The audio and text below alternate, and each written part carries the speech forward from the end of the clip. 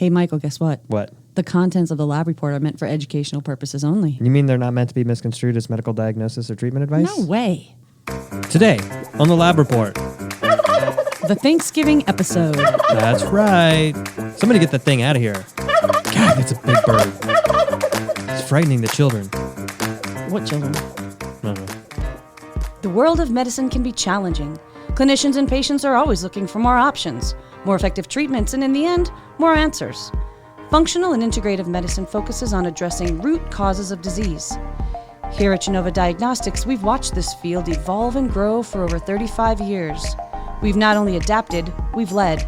Join us as we talk about functional medicine, laboratory testing, and optimizing health. Welcome to the Lab Report.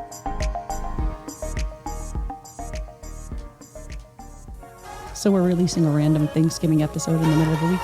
Well, no one's going to listen to it on Thanksgiving. They're going to be drunk cooking. Great points. Anyway. Hello! Hey, Michael Chapman. Hi, Patty Devers, Patricia. Wow. How are you? I'm good, Mike. How about you? I'm fantastic. Hope you are all fantastic. And welcome to this very special episode of the Lab Report brought to you by Genova Diagnostics. It's where we talk about things like functional medicine and specialty lab testing, also integrative therapeutics and the like. And if you like this show, you should probably go to iTunes or Spotify and subscribe to the Lab Report.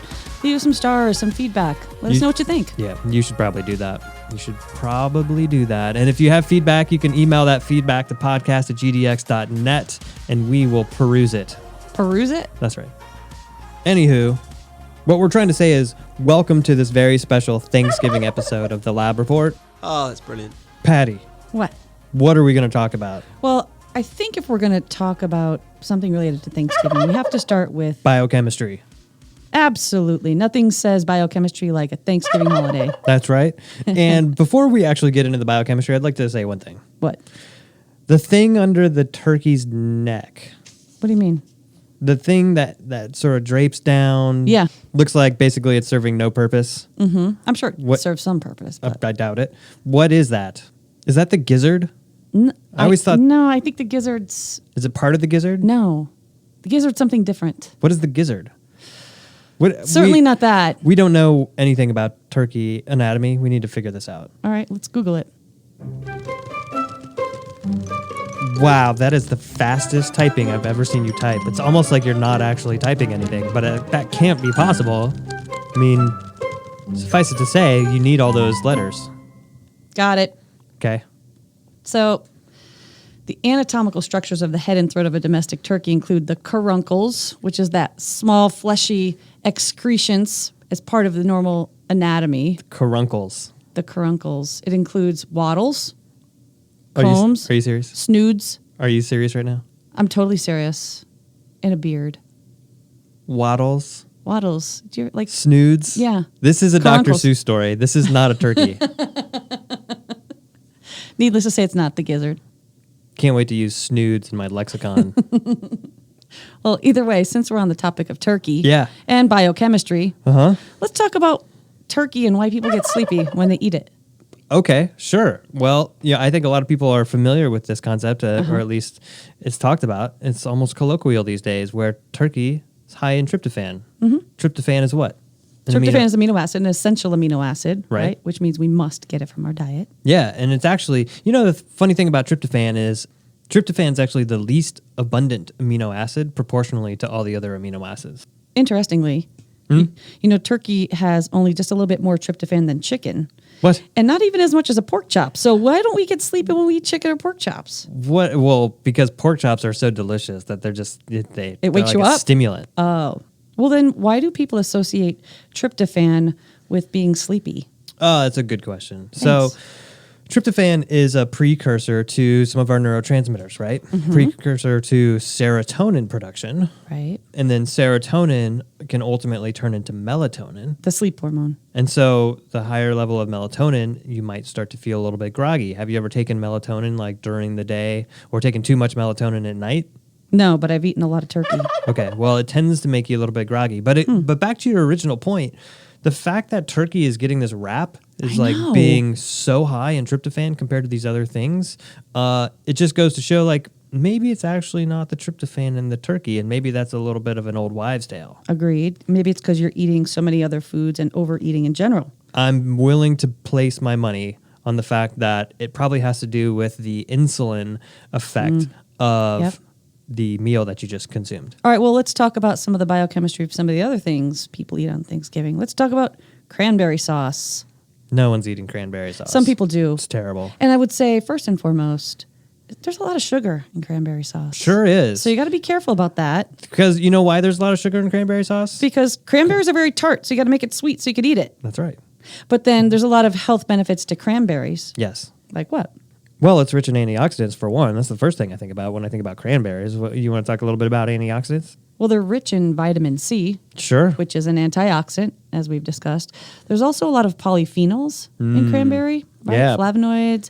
But so that's good because they're good for oxidative stress in general. But there's also quercetin Quercetin. That's interesting. in cranberry. Yeah, when I think about quercetin, I think about, that could be good for allergies and mast cell stabilizer is what we think about with quercetin, also an antioxidant as well. Right. But with all those polyphenols, whether they're coming from cranberries or other berries, they tend to have epigenetic effects on some of your antioxidant defense systems. So it tends to upregulate production of your antioxidant defense systems. That's one of the mechanisms by which it's considered an antioxidant. Well, let's talk about something else regarding cranberries. Okay? So a lot of people take cranberries. Besides its terrible taste? No, some people drink cranberry juice for urinary tract infection. So there's got to be some type of antimicrobial effect here.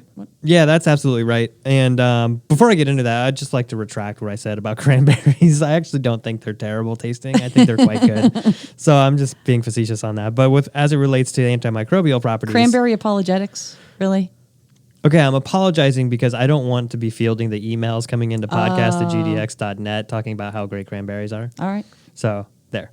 Well, after the candy corn fiasco, I'm not going to be surprised. Man, we got a lot of We emails with did. that one. We really did. Jeez, it took weeks to respond to all this. So, cranberries, some of the compounds in cranberries are thought to inhibit the ability of certain bacteria to adhere to the lining of the urinary tract, thereby making them not necessarily antimicrobial, but beneficial in people who have chronic or recurrent UTIs. And so that's another thing that people think about with respect to cranberry juice. And the truth is, it can be straight cranberry juice without the sweetener, but there does also seem to be some effect even if some of the sweetener is in there. So don't let that dissuade somebody from using cranberry juice if it's been sweetened. All right, well, let's talk potatoes. First of all, Your wheelhouse. I'm an expert in potatoes. Yes. Having grown up with Polish heritage. Yes. So if I ask you, Michael, what do you like better? Sweet potatoes, regular potatoes, mashed potatoes? What's your potato of choice? So on a regular Tuesday, Okay. I would say that my potato of choice is probably mashed potatoes. Okay. But when we're talking about Thanksgiving, I've got a mean recipe for the scallop potatoes. Ooh. Probably not the best for you given everything that's in there, Okay. but it's Thanksgiving, right? We're going to make some allowances, or at least I'm going to make some allowances. Maybe that's a problem. Maybe we shouldn't be making so many allowances on Thanksgiving. Perhaps. But I'm doing it because it's a family, it's my grandma's recipe for Yeah. scallop potatoes. So Okay. there you go. Well, the good thing is there's a lot of health benefits to potato, right? First and foremost, there's soluble and insoluble fiber in potatoes, and sweet potatoes themselves are also somewhat full of antioxidants. And so we know it's important for the gut microbiome. Wait. We didn't ask you your potato question. You're the potato expert, being Oh. from Polish heritage. Oh, yeah. What do we do with Mashed potatoes? potatoes. Oh, Mashed potatoes. okay. But I do love sweet potatoes. Thought you were gonna come up with some Polish phrase term for Oh, no, we the eat- potato dish. Oh, no, we eat potato pancakes. Is that the Polish name for them? Potato No. pancakes? No, it's płatki z ziemniaczania, Whoa, right? glad I asked. We also eat scalloped potatoes, mashed potatoes, all kinds of potatoes. We like potatoes. Okay. All right, we were talking about how potatoes affect the microbiome. Right. So, and butyrate, right? Cold potatoes. Now this is Important. Now they have to be cold. Yeah, it's true. Everyone says cooked and cooled potatoes. That's going to be what has all the resistant starch, which then makes its way down to the microbiome that ferments it into N-butyrate. That's the whole thing. Now, why it has to be cooled Yeah. for it to be fermented into N-butyrate, and why bacteria can't? Is it because it's too hot? Yeah, I think there's something Does about the digestion of it higher up when it's hot versus when it's When cold. you eat a cold potato, you're still breaking it down and digesting it with the same HCl, with the Listen. same body temperatures, Listen. with the same Listen. enzymes. It doesn't matter. Either way, potatoes are delicious. Delicious and nutritious. We're just ignoring the other things that we're adding to them to make them palatable, like Right. the cheese and, And the butter and- cream and yeah. salt and all that Listen. stuff. Yeah. I mean, if Delicious. we're doing this episode, we're just going to have to recognize that we're picking out the good aspects and really ignoring a lot of the stuff that It's in the our holidays, tradition- Michael. in our traditional dishes. Yeah, you just deal with. All right, that's good. So we got the turkey on the table. We got the potatoes in whichever form your favorite is on the table. What else we got on the dining room We got the cranberry sauce. Yep, Right. Yep. What else is on that table? Let's think vegetable.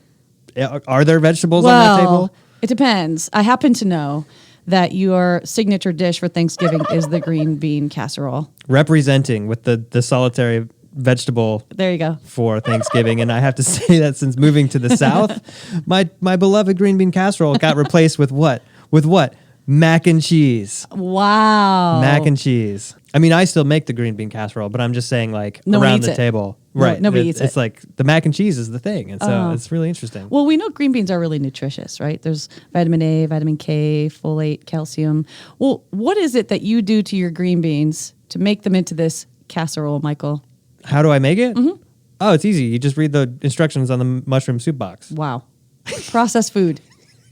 Look, I mean, I've got 2 kids, right? All right. Like, I'm not going to be making mushroom soup from scratch. It's just not going to happen. Okay. But I am using fresh green beans. Good. And then what I do with the green beans is, you cut off the ends, you got to de-string them and stuff like that because Mm-hmm. they're organic. And high quality green beans are probably going to have the strings in them. Very important. You don't want Right. strings in your green bean casserole. It's going to ruin the whole thing. Hmm. But I sort of par cook them. I steam them first, so to make sure that when they actually are done baking, they are nice and soft. We're going to link to the recipe in the show notes. What, you're just going to put like a picture of the mushrooms, back of the mushroom That's soup right. box? That's exactly right. Awesome. But that does take me to mushrooms, right? And mushrooms have health benefits as well. Okay. Mushrooms, depending on where they're grown, mushrooms are high in vitamin D, but you didn't know that. No. Mushrooms are also thought to be good for the immune system, right? They're immunomodulatory. So there, boom, another Well- benefit for the green bean casserole. To be completely honest, I don't associate mushrooms with Thanksgiving. And furthermore, are there even mushrooms in this processed mushroom soup that you're putting on the casserole? You're not even eating mushrooms on Thanksgiving. I mean, it's in the soup. Well, what about onions? Do you put onions in it? No, I don't put onions in it. On it? Like fried onions? I mean, I'm not going to admit to whether or not there's fried onions on top of it. I'm just going to say that something's got to give the crunch, and you got to figure that out. Figure that one out for yourself. I'm going to plead the fifth. Wow. What about anything you got unique? Anything that your family does, puts on the table that's maybe a staple for your family that other families don't do? Well, not really, considering that we eat pierogies and kielbasi with every meal every day. So adding it to Thanksgiving doesn't make it unique to me. So Thanksgiving is like your opportunity to not have those foods. Correct. Okay. Correct. What do you think about hollandaise sauce? I don't. Another thing, since we're talking about turkey and mashed potatoes, another like just guilty pleasure Go ahead. of Thanksgiving? It's the gravy, but it's I not love just the gravy. gravy. It's the gravy boat. I love gravy. There's something so satisfying about the gravy boat. How come? Why do we call it a boat? Well, it looks like a boat. Oh. Right. But I just love that there's like this specialty artisan ceramic dish that is used specifically Created just for gravy. right? How great is that? Well, then how often do you use it during the year? And it pours so nice. It's really just on Thanksgiving we're pulling out the boat. That's right. Well, when I think about the gravy, I always think about stuffing, which is really just, in essence, a bunch of bread, a lot of Yep. carbs that you pour a lot of gravy on. Moving on. Yeah. What else you got on that table? Well, I'm thinking, okay, pumpkin pie. Let's talk pumpkin, people. Cool. Well, it's orange, right? So you know what orange means. Carotene. Bingo. Yeah, and we know beta carotene is a very powerful antioxidant and actually gives orange vegetables and fruits their color. Yeah, and it's squash, right? Squashes have a lot of vitamin C. And it's technically a fruit because it has seeds in it, That's funny. right? It's a fruit that grows on the ground. That's right. But it also has a lot of other important nutrients. Like what, Michael? Like vitamin C, And it is fiber. beta carotene. It's fiber. Vitamin K. Right. Yeah, and as you mentioned, fiber. Yeah, so pumpkin, good for you, right? Yeah, but you know what we're ignoring here? What's going unsaid is that we're not just eating pumpkin for dessert. We're wrapping it up in sugar and cinnamon, wrapping it in some kind of a pie crust that's really just processed carbs. So really what you're saying is roast the pumpkin seeds and eat those and throw the pumpkin away. No, I'm not saying that. I'm just saying, Thanksgiving, we've had this whole discussion about all these healthy foods, but really it's also a day where we're eating a lot of unhealthy things as well. So I think moderation is key. And here's a flip side to that.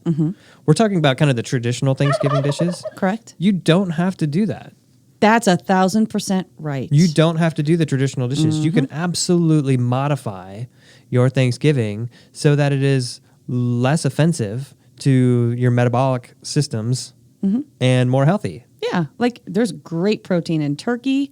You don't have to eat cranberry sauce filled with sugar, right? You can have cold potatoes. These are all great things. Yeah, and you can also consider like swapping out the mac and cheese for like some Brussels sprouts. I love Brussels sprouts. Right? Yeah, and if you don't want the mushroom soup, the crunchy onions on top, just have some green beans. There it is. Bada boom. Bada bing. And I know there's a ton of different options. If you go online, there's a lot of options of how to make your Thanksgiving a little bit more nutritious and a little bit less offensive. So, get creative with it is all I'm trying to say. And the other piece of this, if Yeah. we're going to promote health and wellness, is that after you finish your dinner, Yeah. that you've now made, as you say, less offensive and healthy, it shows healthier options, why not move a little bit? We've had enough exercise physiologists and kinesiologists on this show to know that even just a little bit of movement can make a huge difference.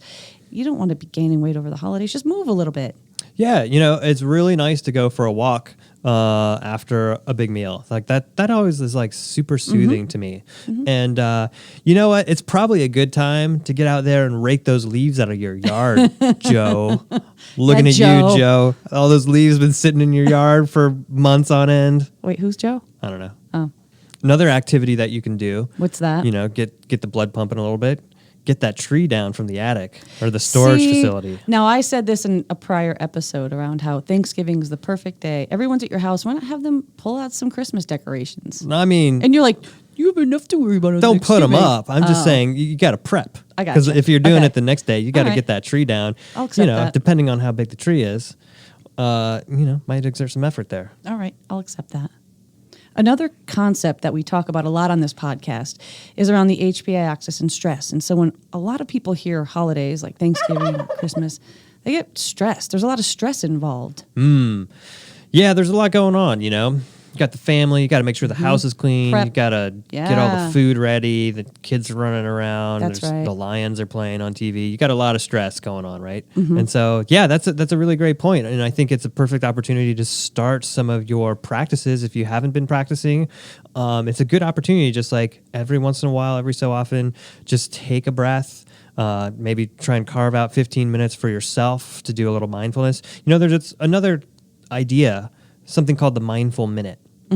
And try to figure out something that you do regularly throughout the day that you can now start to do mindfully. Like maybe every time you check your phone, like right before you pick up the phone and look at it, you actually, you feel that impulse and you say, okay, I'm going to look at my phone, but as I do it, I'm going to be mindful about how I am incorporating this information into my life. Yeah. And it's just a little trigger to just bring you right back to that mindful place and keeps, in general, the stress at bay. Yeah, and we did a lot of talk about breath work on this podcast and meditation. And then there's the concept of grounding, just getting out in nature. So any of these things, whatever small step you can take in the midst of the holiday season, I think is going to help for long term. Throw the football around the yard, Yeah. If you play an instrument, get it out and entertain some of your guests. Or even this all Joe stuff. outside raking the leaves. That can See, be Joe? mindful. Yeah, it's good for you. Get out there. Your yard looks terrible. One last thing, Michael. What's that? I think we would be remiss if we didn't discuss the concept of gratitude as it relates to Sure. Thanksgiving. Yeah. Hence the name, Thanksgiving. Oh, see, now we're really getting into some feel goods. That's right. Well, to be honest, there's a lot of really good literature out there and a lot of study around gratitude interventions. Things like writing a gratitude journal or every day just writing down 3 things that you're thankful for and all the long-term benefits. And another thing that we talk a lot about in functional medicine is community and social social circles and social connection, right? And so the holidays provide a really great time for that. I know things are a little tricky right now with everything going on with COVID, and it's making it perhaps it's impeding on people's ability to travel, but you can still make it work. You can still set up Zoom family calls. You can still try to do your best to like incorporate that social connection, because family and these things are so important from your overall health standpoint. And here at Genova, in the Genova family, we have a lot to be thankful for. Yes. Right? So if I were to say to you, Michael, tell me something that you're grateful for in this Thanksgiving. Oh man, putting me on the spot. That's it. There's so many things to be thankful I know, for. I know. I mean, first and foremost, my family. Right. It's everything to me. Mm-hmm. I'm also supremely thankful for this position working here at Genova, and I'm very much thankful for this podcast and getting the chance to work with you every day and having a friend like you. I'm really thankful for that. Obviously all the things I'm thankful for every day, having shelter. I'm thankful for food. I'm thankful for these things that, I try not to take for granted on a regular basis. It's so true. And I think everyone shares that love. I mean, your gratitude for your family. And I think about our family here at Genova and the friendships that we have in this podcast. And we're grateful for all of the listeners, so thank you. And I think Genova is just grateful for all of our clients and how much we interact with you through the course of a year. So yeah, a lot absolutely. to be thankful for here. Yeah, and even our relationships, on the phones when we do clinical consults, Yep. and as a functional medicine community, like how close-knit we are as a group. Thankful for all that and all the wonderful work that everyone is doing out there from a practitioner standpoint, from a healing standpoint. Just really grateful. I'm also thankful for Joe. Yeah, thanks, Joe. You can borrow my rake. Next time on the Lab Report, we're going to burn some calories. Yeah, I think we need it after this episode. Either that or I'm going to burn my belt. Wow. You've been listening to the Lab Report. If you like what you hear, please subscribe to our podcast, rate us, and leave us a review. To learn more about Genova Diagnostics, visit our website at gdx.net. There you'll find information on specific testing, educational resources, and how to connect with our show. Call us at 1-800-522-4762 or email us at podcast@gdx.net. Putting your Christmas decorations up? Yeah, we'll probably put the tree up. A little concerned this year because Is the it decorations. real or is it artificial? Oh, it's artificial. I'm not okay. cleaning up needles and sap. I'm not dealing with that. Smells good, though. Yeah, usually it's the cat who's knocking things off. But now that I've got the purple minion in my house, Meaning your son that's right. knocking things off the tree. He's going to be in the tree. Either that, or he's just going to be shaking it so all the ornaments fall off. Well, with all that mess, why not then just get a real tree? Good point.